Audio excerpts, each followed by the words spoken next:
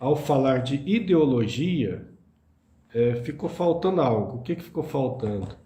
Não há menção de nenhum ideólogo.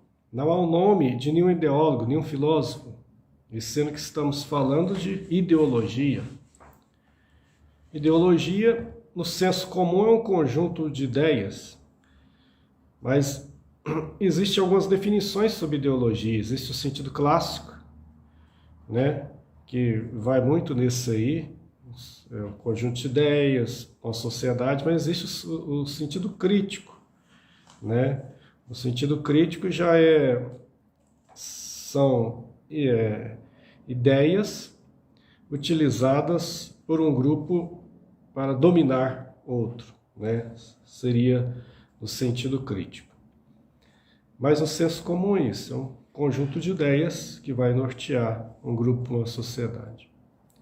Mas aí ele fala que é ideologias contrárias à família. Então, que ideologias são essas? O que está acontecendo? A lição começa falando sobre a família projeto de Deus, né? Deus do Éden. Depois isso aí é salientado e repetido por Jesus em Mateus 19, quando ele é confrontado sobre a questão do divórcio.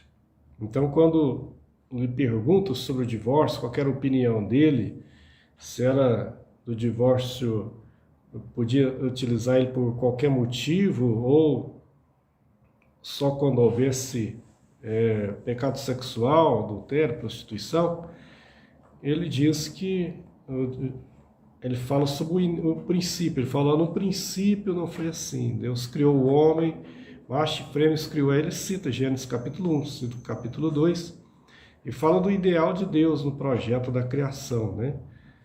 Que Deus uniu, o homem não separe e tal, e fala no ser que, aí ele começa a falar sobre uma exceção, né? Que é a questão lá da prostituição. O apóstolo Paulo, em 1 Coríntios capítulo 7, vai falar sobre outra exceção, que quando a pessoa mora com, no caso ali, eles estavam falando de pessoas que tinham cônjuge não crente, e esse era abandonado, e um abandonava o outro, ele falava que nesse caso a pessoa estava livre.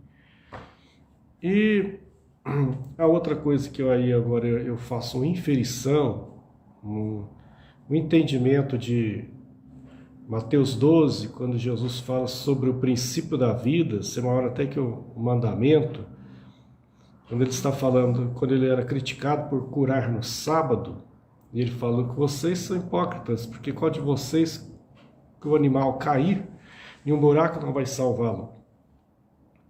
Então, eu não posso curar, quer dizer, a vida é maior que o mandamento. Então, nesse caso, eu particularmente penso que aí inclui a questão do abuso, né? De maus tratos físicos, psicológicos, toda sorte de abuso.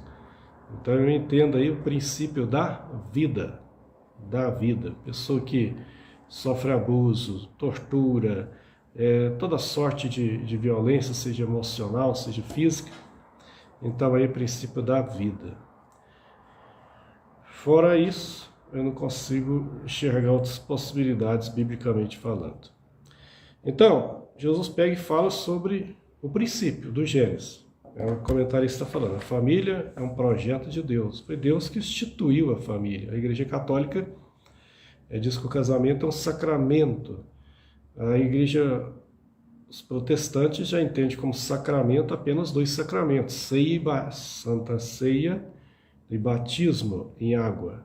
Mas entendemos que o casamento não é um sacramento, mas é uma instituição divina. Deus a instituiu desde do Éden, né, no princípio da criação.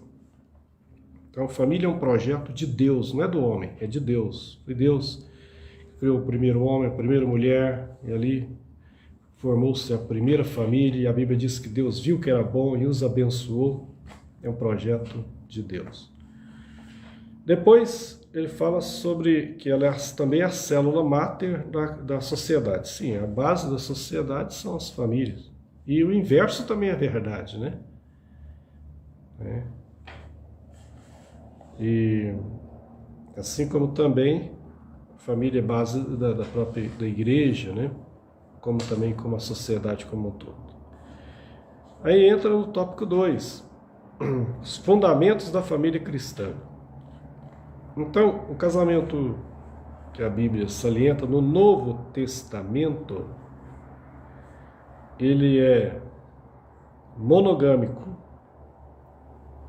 porque a gente vê poligamia e bigamia no Antigo Testamento. A gente via, né? E não que foi, Deus não instituiu isso. Houve uma permissão, né? Era um tempo diferente, uma época completamente diferente, até bárbara, vamos dizer assim. Quando chega o Novo Testamento, o princípio da monogamia é salientado, novamente. E é claro que houve, como o mundo grego-romano tinha poligamia, como os outros povos, e como o cristianismo foi entrando, é claro que pessoas nessa condição vieram para a igreja, e como tal foram recebidos. Mas quando começou-se a constituir as lideranças das igrejas que estavam sendo formadas, quando Paulo escreve a sua carta, a 1 Timóteo, escrevendo uma carta pastoral a um jovem pastor, e ao orientá-lo como deveria separar bispos, diáconos, quer dizer, oficiais da igreja, ele orienta que tal pessoa deveria ser marido de uma só mulher. É porque eles estavam nesse contexto de pessoas que tinham, né, mais de um cônjuge, né, tinham concubinas, tinham outro esposo e tal, e assim vieram para a igreja. Ele falou, olha, no momento de separar a liderança da igreja tem que ser modelo da comunidade, então que o bispo seja marido de uma só mulher, quer dizer, salientando o casamento monogâmico, para depois aí ficar como regra para toda a comunidade cristã. E modelo para essa comunidade que estava formando. Então, em primeiro lugar, o casamento salientado no Novo Testamento é o casamento monogâmico, não polígamo nem bígamo. O que mais? Ele é também um casamento heterossexual, né? É salientado que Jesus falou, né? O princípio da criação. Ele sempre evoca o princípio da criação. Deus criou homem e mulher, macho e fêmea. Comentarista, dessa forma, então, o que acontece? O casamento também é indissolúvel, né? E aí, com exceção daquelas exceções, e tem que ser exceções e não regra, e não fazer que as exceções virem regra, porque muitas vezes a gente vê hoje quantidade de divórcios por qualquer motivo, a verdade é essa, que tenha ocorrido aí no meio da sociedade, no meio também dos cristãos, e isso é terrível. O casamento tem que ser salientado que ele é indissolúvel, né? Que Deus não juntou, não separe o homem, a não ser que seja coisas que realmente insuportáveis sob todos os pontos de vista que nós salientamos aqui, né? No caso do adultério, se não houver perdão, no caso do abandono e o caso da violência, do abuso, o princípio da vida que eu falei. Mas exceções, não regras. E aí sim, ele vai entrar no tópico 3 e falar sobre a sutileza da nova configuração familiar. E aí ele cita então a decisão do STF, do Supremo Tribunal Federal do Brasil, de 2011, quando ele reconheceu, diante de que o judiciário ele só se manifesta quando ele é provocado. Então, houve ação na justiça de caso certamente passou por primeira instância, segunda instância e chegou no STF. Falando agora sobre o tópico 3, a sutileza da nova configuração familiar. Quando aqui o comentarista então fala sobre a decisão que houve em 2011 do STF, do Supremo Tribunal Federal, que reconheceu as uniões homoafetivas. Ele reconhece interpretando a própria Constituição e reconhece essas uniões, porque a Constituição de 88, ela falava também sobre mulher, então teve que haver uma interpretação em cima da ação judicial que estava lá perante eles. Então, eles, como também não havia legislação sobre o assunto, aprovado pelo Congresso Nacional. Então, eles fazem uma interpretação à luz da Constituição, a partir da dignidade humana e tal, e reconhece a união homoafetiva como uma união também heterossexual, garantindo os direitos aos homoafetivos a também ter direito, né? No caso aí, pensão, né? Depois o STJ, no final do mesmo ano, em outubro do mesmo ano, a partir da decisão do STF, aplicou o reconhecimento do STF aos casamentos, porque a decisão falava união homoafetiva, né? União já estável e tal. Mas aí o STJ reconhece como também se aplicada para casamentos homoafetivos. E depois o Conselho Nacional de Justiça, o CNJ, publica então, baseado nessas decisões, tanto do STF como do STJ, resolução para que os cartórios não se recusassem mais a celebrar casamento civil de pessoas de união estável, de pessoas do mesmo sexo. Então, isso é o que está vigente hoje no nosso país. Existem outros países que também têm decisões similares, têm tido decisões similares a esse que teve aqui no Brasil. Então, essa nova configuração familiar pela justiça brasileira provocou reações entre os cristãos, né, entre os evangélicos mesmos, havendo inclusive preocupação, né, das igrejas se isso também se estenderia aos templos, né? Se agora os pastores teriam que ser obrigados também a celebrar casamentos homoafetivos. Então essa foi a preocupação. O que antes o comentarista havia falado? Que o Novo Testamento reconhece o casamento como monogâmico e heterossexual, que não existe, então, aqui no comentário do Zan ele fala, não há terceiro sexo. Aí sim a gente entra agora na questão das ideologias. Agora sim, a gente existe. Nos últimos anos, tem sido falado sobre ideologia de gênero.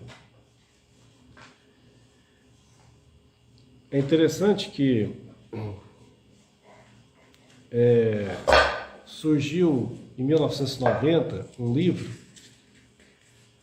1990, chamado Problemas de Gênero, da escritora Judith Butler, né?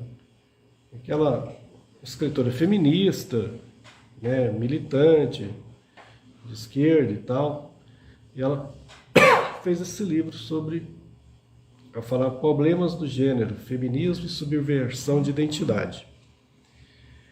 E não só ela, mas já havia alguns autores que vinham levantando questão já antes dela. Michel Foucault, em 76, escreveu um livro, né? Acreditava-se que ele ia até terminá-lo, falando sobre as questões de sexualidade. Mas Judith Butler é considerada uma das ideólogas da questão da identidade de gênero. Muito embora esse termo ideologia de gênero, um dos primeiros que usou ele foi o cardeal católico Joseph Ratzinger, em 1997, onde ele fala que estavam surgindo ideologias de gênero, né, combatendo a família e tal. Isso em 1997. O cardeal Joseph Ratzinger, alemão, se tornaria no ano 2005 o Papa Bento XVI. Né? Ele é um respeitado teólogo católico. Esse termo de ideologia de gênero depois passou a ser utilizado também muitos pelos evangélicos. Na última década, surgiu algumas propostas do MEC de introdução de ensino de sexualidade para as escolas. Né? E havia a ideia que era preciso ter essa educação sexual nas escolas para combate à homofobia, né, a violência contra grupos minoritários, como o grupo de LGBT+, né, que agora assim se intitula. E só que houve muita pressão e muito disso aí nem vigorou, nem foi aprovado da forma como se queria colocar no plano PNA, né, no Plano Nacional, PND, Nacional de Educação, PNE. E surgiu ideias no sul do Brasil, na época, da chamada Escola Sem Partido. E os cabeças desse movimento falavam que era para combater a ideologia de gênero, combater o ensino de marxismo, socialismo, né, entre os jovens. Então essa era a ideia de que o professor não poderia falar de determinadas coisas em sala de aula, senão os pais poderiam processá-lo. E algumas prefeituras chegaram a implantar, através de suas câmaras municipais. Mas no ano 2017, o então Procurador-Geral da República, Rodrigo Janot, considerou tais projetos como inconstitucional. E em 2020, então, o Supremo Tribunal Federal realmente declara que ele é inconstitucional e praticamente sepultou o assunto, pelo menos por enquanto. Acontece que quem criou essa ideia aí não esqueceu de um detalhe. Porque poderia ter as melhores das boas intenções, né? Mas esqueceu que isso aí também poderia ser aplicado contra professores evangélicos. Então teriam que ter muito cuidado, que conforme for o que a pessoa falasse lá, ele poderia ser criticado, processado, dizendo, olha, está querendo incutir a religião aqui no meu filho, alguma coisa, né? Então isso aí tinha uma vertente dos dois lados, e a pessoa, quem projetou isso, não pensou no outro lado da questão. Não pensou que poderia ser usado contra também. Ou seja, uma arma que poderia cortar de dois lados. Mas não foi aprovado. As pessoas que defendem isso aqui geralmente não concordam com esse termo ideologia de gênero. Diz que isso aí não existe. O correto é identidade de gênero. Eles estão dizendo o seguinte, que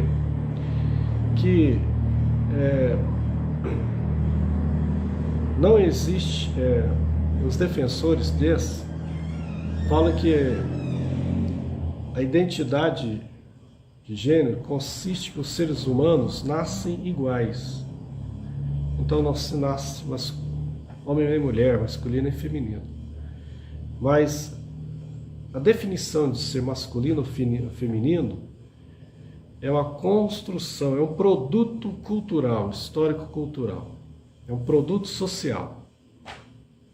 E não se nasce, se torna. No fundo, resumindo, seria isso que é a defesa. que não se nasce uma mulher, né? A pessoa escolhe o gênero depois. Eu vi um vídeo no YouTube, ele está aí no YouTube, tá? Drauzio Varela, Ideologia de Gênero, onde ele é claro que tem uma visão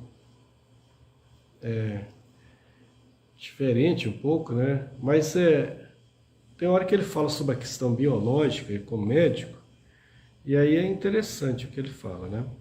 Que até determinados meses da gestação, se eu não me engano é o sexto, ali não há uma formação ainda do órgão sexual, seja masculino ou feminino. Então até aquele momento, pode-se até dizer que é igual, né? Tanto homem como mulher. Mas depois disso, logo tem a formação, ou do órgão masculino ou do órgão feminino. Então dizer que não se nasce como mulher se torna, na verdade, é uma mentira. Porque biologicamente se nasce sim, ou se nasce homem, ou se nasce mulher. Né? É o princípio da criação, não que se torna, como eles dizem. E aí vem o que se ensina hoje, né? Que é a questão cisgênero, transgênero, né? Não binário ou binário, né? A teoria queer, né?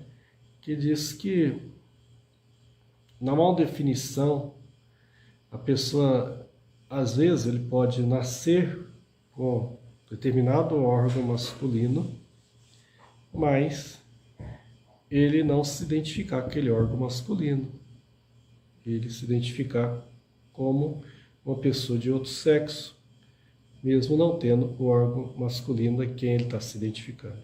Então é isso aí que é a questão queer, né?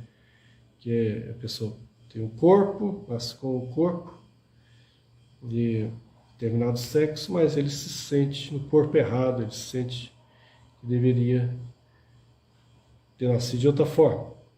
Então, hoje, quando se fala que uma pessoa é cisgênero, eles estão dizendo que a pessoa se identifica com o sexo do corpo que nasceu. E o transgênero é aquela pessoa que não se identifica com o sexo do corpo que nasceu. É isso aí. Então, a questão da ideologia de gênero é isso.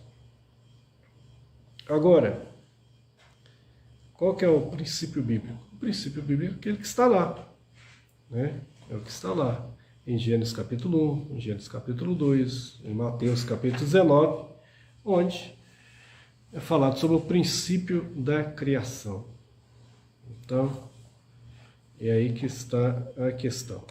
O que nós, como cristãos, temos que reconhecer e tomar muito cuidado? As Nações Unidas, hoje, elas reconhecem, né, essa posição aí, né, e tem programas para que os países paulatinamente vão implantando programas de proteção a minorias, proteção contra a violência, contra a homofobia que há, né, em muitos países, né, proteção, discriminação, violência contra minorias, contra grupos, né, de pessoas homoafetivos, transexuais, violências terríveis, né, como mutilações, né, torturas e até mortes. Infelizmente, o nosso país é um dos campeões de violência contra pessoas homoafetivas. E nós temos que, como cristãos, ser contra a violência contra qualquer ser humano, contra a discriminação contra qualquer ser humano.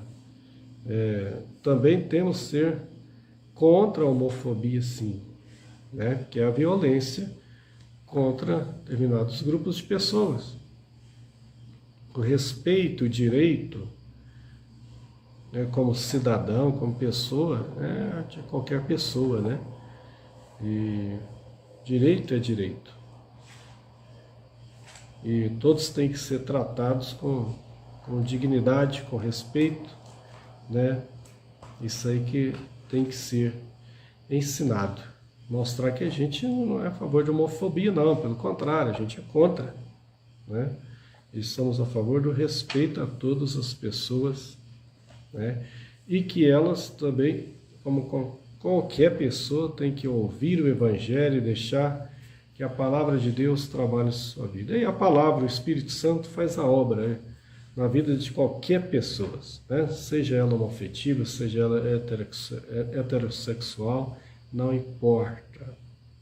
O amor de Deus é para todos, a palavra de Deus é para todos, e qualquer um que entre tem que entrar e sentar em paz em qualquer igreja, ouvir a palavra, ser alimentado e ser transformado, ser alcançado, receber a pacificação, a salvação, a cura, a libertação em nome de Jesus, independente da orientação, identidade sexual.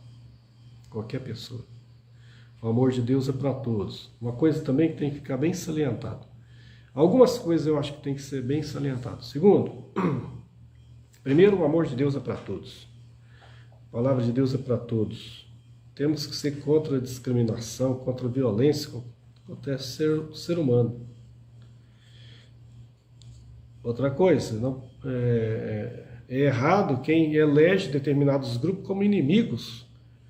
Inimigos do cristianismo, inimigos do evangelho. Eu fico pensando o quão longe muitas vezes as pessoas estão do evangelho de Jesus Cristo. Porque quem eram os grupos que Jesus andava, comia com eles? Quem eram os marginalizados na época de Jesus? Quem que era naquela época? Quem que são os de hoje? Se Jesus estivesse exercendo seu ministério hoje, o que seria então se ele conversasse, comesse, acolhesse determinadas pessoas? Como seria julgado hoje? Eu acho que seria da mesma forma como ele foi naquela época. Agora, isso não significa concordância com determinado tipo de comportamento. E não significa também que a gente é a favor que nossos filhos sejam tenras crianças, né, crianças, adolescentes, jovens, né, sejam instruídos para que todo tipo de comportamento é normal e é correto. Não, não é isso. Nós somos cristãos, temos a palavra de Deus como regra de fé. O nosso entendimento é esse, é o princípio da criação que está aqui em Deus. E a gente entende que o ensinamento moral tem que vir dos pais, não da escola. Essa é dos pais. Portanto, muitos problemas que existem hoje é porque os pais terceirizam a educação dos filhos, seja para a escola, seja para igrejas. O ensinamento moral é dos pais, em casa. Pois a escola tem o seu papel, conforme a Constituição determina. Então, um dos grandes problemas é esse.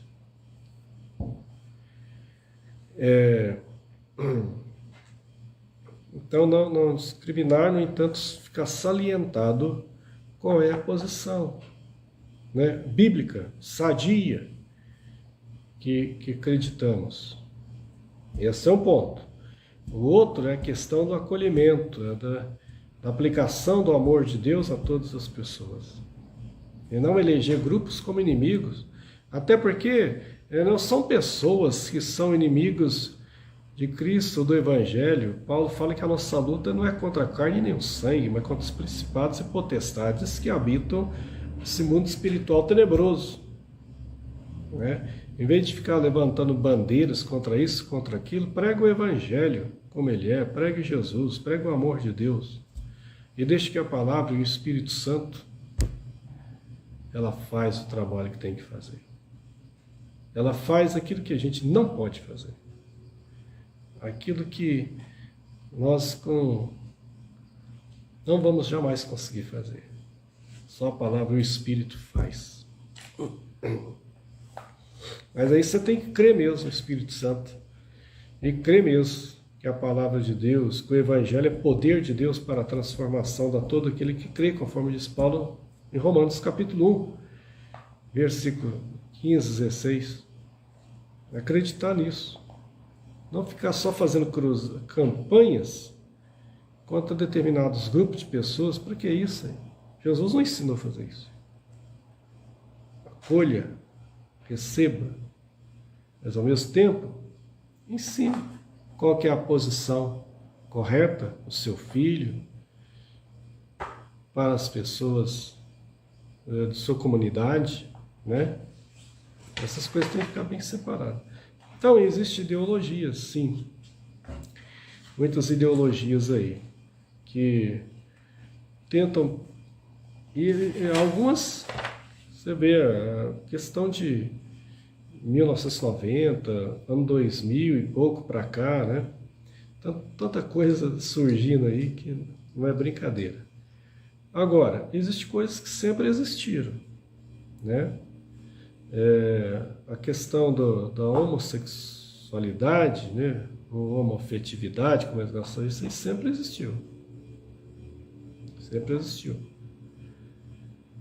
Você vai ver lá no Gênesis, história lá de Sodoma, você vai ver certas proibições do livro de Levítico, você vai ver Paulo falar de determinados comportamentos para os romanos no capítulo 1, você vai ver no capítulo 5, capítulo 6, principalmente capítulo 6 de 1 Coríntios, ele também fala de determinados comportamentos, ele fala, olha, era assim que vocês viviam, mas agora fossem justificados, fossem lavados, fossem santificados. Então sempre existiu. O mundo grego-romano era terrível. Existem coisas na Grécia Antiga, na Roma Antiga, que o mundo atual tem coisas agora que parecem jardim de infância perto do que acontecia naquela época lá. No entanto, você não vê nem Jesus nem Paulo levantando certas bandeiras aí e certas marchas. Você não vê. Vê eles pregando o Evangelho, pregando a palavra, deixando que a palavra transforme as pessoas. Certo? Agora, ensinamento deve ser feito, deve se explicar o perigo, porque a gente está vivendo uma época tão complicada, tão difícil, principalmente aí pessoas que estão em formação como ser humano, seja criança, seja adolescente, né? Então eles têm que ser ensinados que o modelo, né, a nossa ideologia, não é ideologia de gênero, para encerrar eu falo agora, a nossa ideologia é a ideologia do Gênesis, é a ideologia do Gênesis. Existe a ideologia de gênero, mas existe a ideologia do Gênesis da Bíblia, que é essa, que está lá em Gênesis 1 e Gênesis 2. Bem? Deus abençoe a todos.